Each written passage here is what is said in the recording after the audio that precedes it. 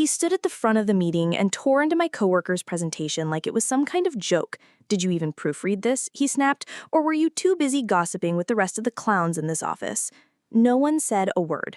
I remember the look on Mark's face. He'd clearly worked hard on it, probably stayed up all night, and all he got in return was humiliation in front of everyone. Mark stammered, "I thought it looked good, but that only made it worse." The man laughed and said, "Thinking isn't your strength. Don't try it."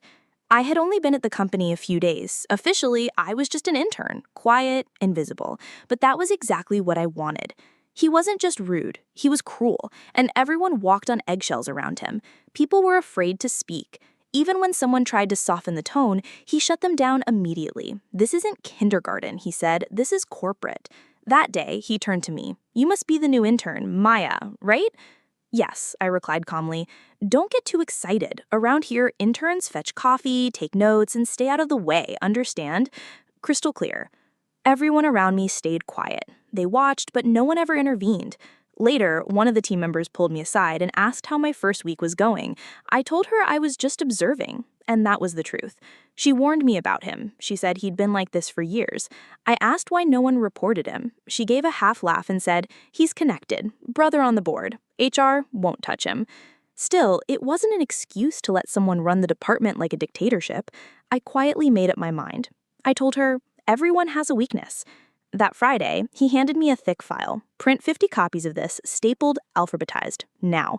He didn't say please. He didn't even look at me. "Oh, and grab me a double-shot espresso. No sugar. You mess it up, you buy the next one." I did as asked. I printed, stapled, and even corrected a few formatting errors on pages 7 and 19. When I placed it on his desk, he grunted. "Took you long enough." "I fixed the formatting issues," I said. "What?" He seemed surprised. "There were inconsistencies in the font and header layout. I corrected them." He raised an eyebrow. "Lucky guess." "No, just paying attention." I stayed quiet most of the time, but every day I documented everything. The public insults, the threats, the inappropriate jokes, the way he mocked people for staying late. I started collecting statements too. 6 team members gave me their experiences anonymously. By the second week, I had all I needed. The turning point came during another team meeting. As usual, he started tearing into people. "This campaign mock-up? Garbage. Again." Mark tried to explain, said he stayed up late working on it. The man laughed. "Oh, no, Mark stayed late. Someone call a therapist." People chuckled nervously, but you could feel the tension. Fear filled the room. Then he turned to me. "You, intern, you've been here 2 weeks. What have you done besides breathing my air?" I stood up, calmly. I didn't raise my voice. "I've organized your calendar, corrected client files, documented 4 missed deadlines, and collected 6 witness statements on your conduct." He blanked.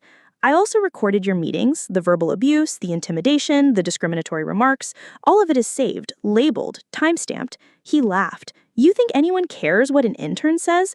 I looked him in the eye. "No, but they'll care what the CEO's daughter says." The room went silent. He stared at me. "You're joking." "No, this is an intervention." He started to stammer. "I didn't know. I was just pushing people to be better. High standards, that's all." Insults aren't leadership, and fear isn't culture. Your high standards have driven away 4 employees in 6 months. He tried to recover, but I was done. "This is your formal HR notice. Effective immediately, you are suspended. An investigation begins Monday." "You can't do that." "I already did. You may leave now." He stormed out of the room shouting, "This place is a joke." I said it quietly, but firmly. "Not anymore." After he left, the air in the room changed. People started breathing again. Someone whispered, "That felt incredible." Another said, "Like we finally exhaled after years." I looked around the room. From now on, this is a safe place. Ideas matter more than egos. Teamwork matters more than fear. Someone asked me why I went undercover. I told them, my father used to say, "You can't fix what you don't understand." I wanted to understand what was really going on here. They asked if I was staying. "For now," I said, "but only until we find someone within this team who's ready to lead." "You've already proven you should be the one." "Maybe," I said, "but the best leaders are already here. They just need room to rise." Mark came up to me after and said, "You have no idea how long we've needed this." I smiled and said, "You don't need me. You just needed each other. I just reminded you." In the weeks that followed, everything changed.